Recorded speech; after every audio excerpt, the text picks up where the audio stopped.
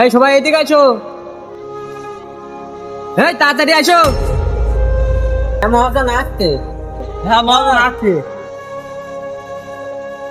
জি মহাজন বলেন। আজান তো দিয়ে দিল, তোমরা তিনজনই যায় নামাজ পড়ে আসো। জি মহাজন যাচ্ছি। কি ব্যাপার, সবাই তো নামাজে চলে গেল, তুমি গেলে না কেন? মহাজন আমি তো শুক্রবার ছাড়া নামাজ পড়ি নে। আচ্ছা ঠিক আছে, যাও।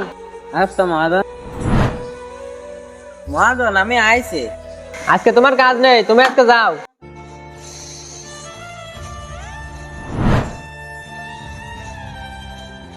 মহাজন আমি আইছি। আজকেও তোমার কাজ নেই, যাও।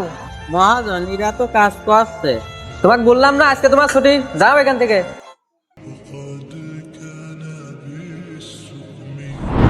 সমস্যা নেই, ওই যে আপনার কাঠ ভাড়া চলতেছে, ইনশাল্লাহ আজকের ভিতরে কমপ্লিট হয়ে যাবে, মাল দিয়ে দেবেন, কোনো সমস্যা নেই।